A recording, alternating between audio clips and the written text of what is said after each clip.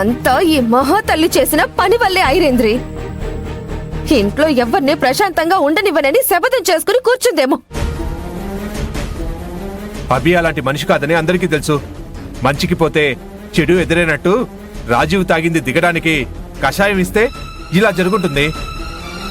దానికి అభిని అన్ని మాట్లాడుతున్నారేంటి?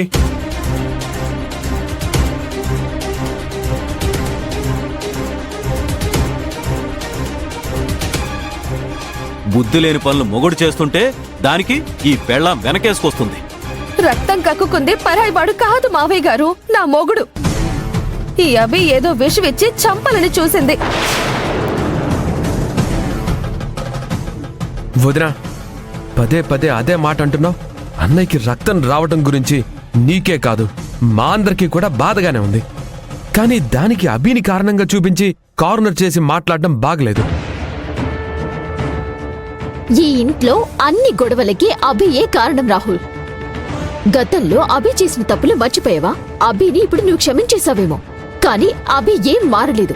అదే తీరు అవే పనులు, తప్పులు చేస్తూనే ఉంది. మనల్నందరినీ బాధ పెడుతూనే ఉంది.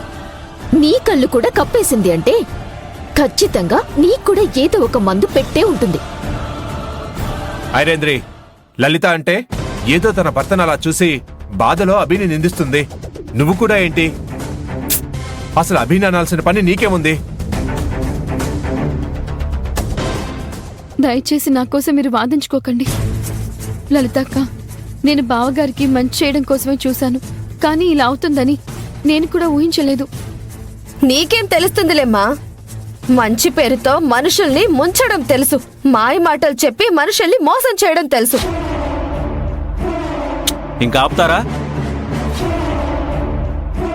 అరే, ఇంట్లో బాలేని మనిషి ఒకటి ఉందని అంత జ్ఞానం కూడా లేకుండా మీరు ప్రవర్తిస్తున్నారు. వేదవతి ఇదంతా చూస్తే ఏమవుతుందో ఆలోచించారా?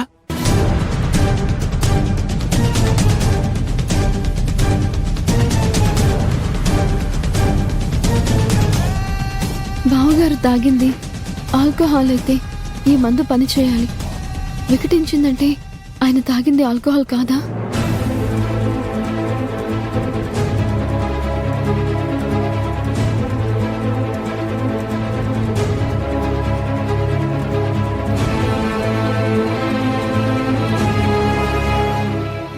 అరే రాహుల్, మీ అమ్మ వస్తుందిరా.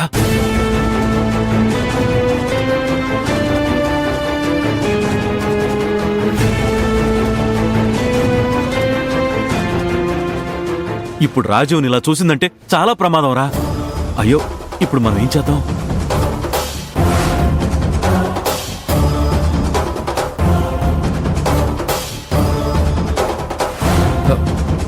బావెళ్ళరా.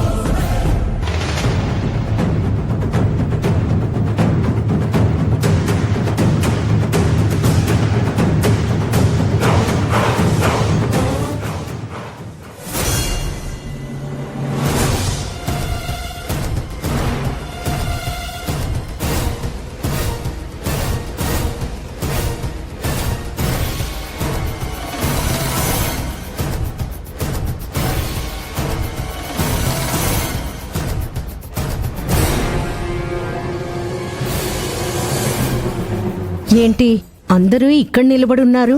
ఏమైంది?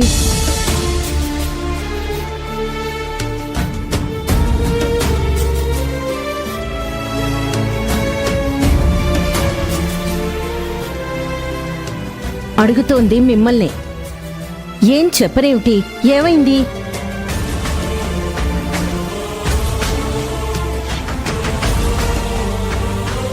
అది అది అది అదేమైందంటే,